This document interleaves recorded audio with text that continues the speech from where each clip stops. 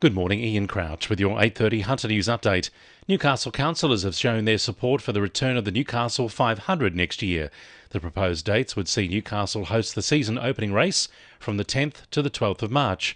The 2023 Supercars will be the final event to be held under the existing agreement between Supercars Australia and City of Newcastle.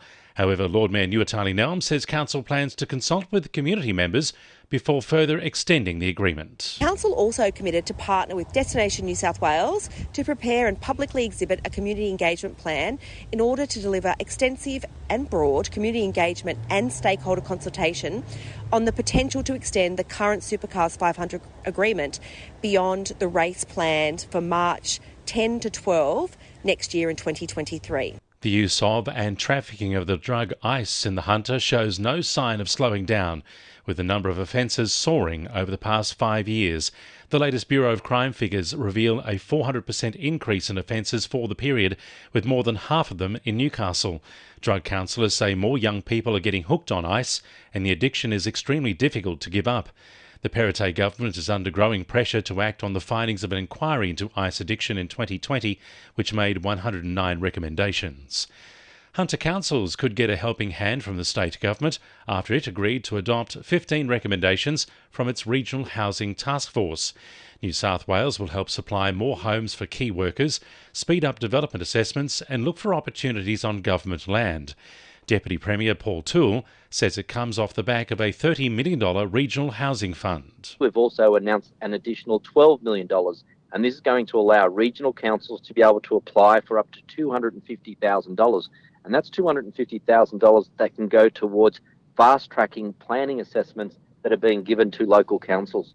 There's fresh hope for anyone trying to find parking in the Newcastle CBD, with plans lodged for a new public car park in the city. The Doma Group has lodged plans with Council to provide 70 spaces in a 140-metre stretch of land between the new Crossing apartment complex in Merriweather Street and commercial buildings fronting Hunter Street. It's proposed the car park would operate 24 hours a day.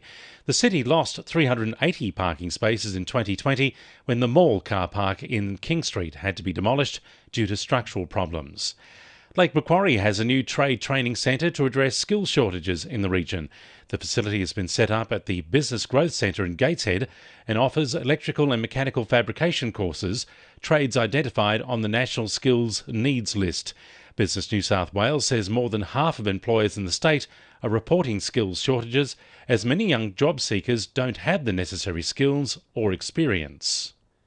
The University of Newcastle is hosting an open day for future students and families tomorrow. Around 4,000 students are expected to touch down across both the Callaghan and City campuses. Vice-Chancellor Professor Alex Zielinski says they'll be hosting tours, information sessions and an expo. Really cool demonstration. We'll be showing some NewBots, which is a team of robots that competes in the International Robo Cup every year, and it's a chance for students to get involved in those kind of things if you're engineering minded. And also there's a simulation cave, which is a 360-degree immersive multi-sensory space. 2NURFM Sport. The Knights are looking to build upon their historic first win against the Broncos last weekend when they take on the Titans this Sunday in the NRLW. Centre Bobby Law says having a different mindset heading into the season is to thank for their round one performance. We have staff around us that are really investing in the program, believing in us girls as good people, being community focused and footy coming second. So I think that's the big difference this season. Meanwhile, the men's side have parted ways with high-performance manager Hayden Knowles following last month's David Clemmer controversy. Lake Macquarie have announced veteran coach Steve Pickett will take the reins of the club from next year's NPL season. The club will play their final game under current coach Keelan Hamilton next Sunday against Broadmeadow. Charlestown Azzurri skipper Matt Tull's hopes of having a farewell run before retirement have been dashed after being handed a 5-match suspension for swearing at a linesman.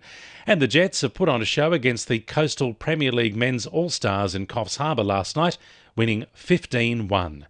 And the winning numbers in Powerball are 4, 8, 12, 16, 25, 31 and 32, and the Powerball is 17.